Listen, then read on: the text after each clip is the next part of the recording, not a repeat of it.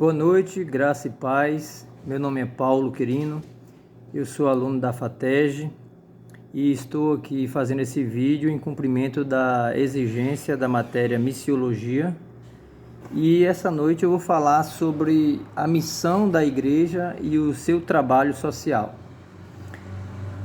Para começar, a missão da igreja ela é pregar o evangelho, mostrar ao homem, o seu estado espiritual decaído ou morto espiritualmente. E lá em Marcos capítulo 16, versículo 15, fala que nós devemos ir e pregar esse evangelho.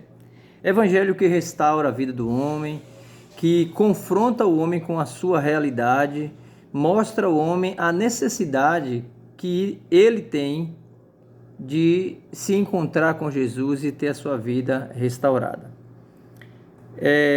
Nós sabemos que ao evangelizar, ao pregar o evangelho da cruz, muitas pessoas, elas por não terem nenhum conhecimento, dessa realidade que nós temos, muitos até não sabem em que situação ele está nesse mundo espiritual, em que condição ele está. E a igreja ela tem essa função de mostrar para o mundo a necessidade que todos nós seres humanos temos de ter um encontro com Jesus e ter a vida restaurada.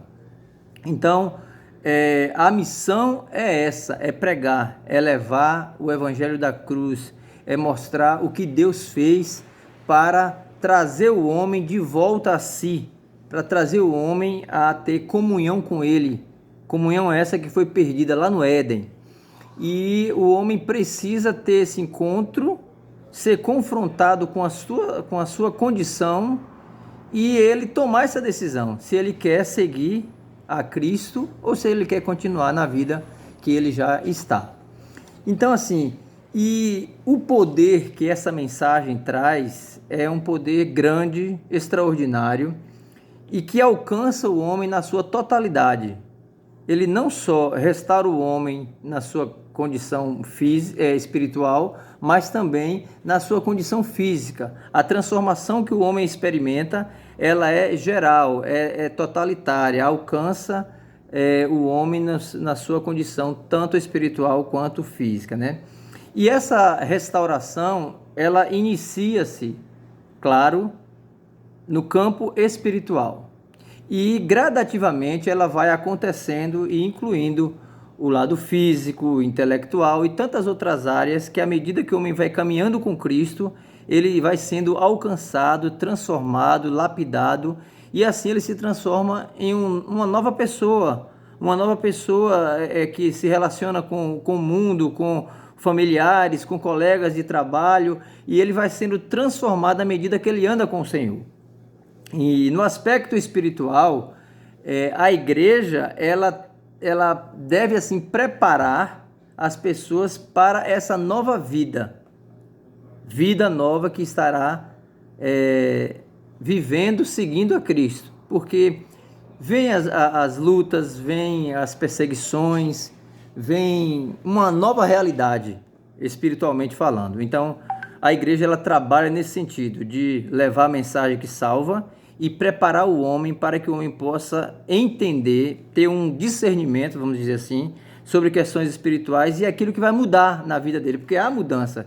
De qualquer maneira, o homem ele passa por um processo de transformação e a vida dele muda. Inevitavelmente, ele vai ter que aprender a lidar com todas essas coisas, com perseguições, enfim. A gente sabe o que todo aquele que tem um encontro verdadeiro e transformador com o Senhor Jesus, ele enfrenta, Agora, só que a igreja não fica, a mudança na vida do homem não fica restrita apenas nessa área espiritual, porque a igreja também ela precisa atuar, agir no social, E a atuação social da igreja, ela vem como consequência, a sua missão é pregar, levar o evangelho e, consequentemente, essa transformação espiritual que o homem vive, ela vai também alcançar outras áreas, que são as áreas sociais, que ajuda, que restaura, que estende a mão e que salva, né? E a palavra de Deus nos fala lá em Tiago 2,17 que a fé sem obra, ela é morta. Então, a igreja, ela precisa também atuar na área social.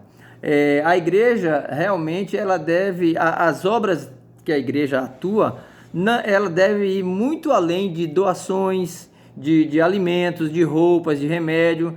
Muitas vezes pode vir de imediato na cabeça de alguns da igreja de pensar que fazendo isso ele já está cumprindo a sua obra social, mas pelo contrário, a igreja precisa estar presente em outros cenários, como educação, hospitais, né, que a igreja pode agir e também fazer diferença nesse ambiente, né?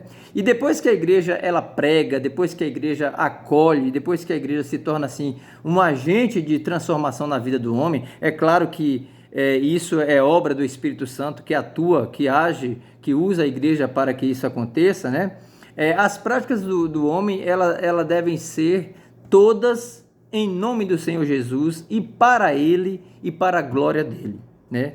Conforme está lá escrito em Colossenses 3, 17 e 23 e 1 Coríntios 10, 31.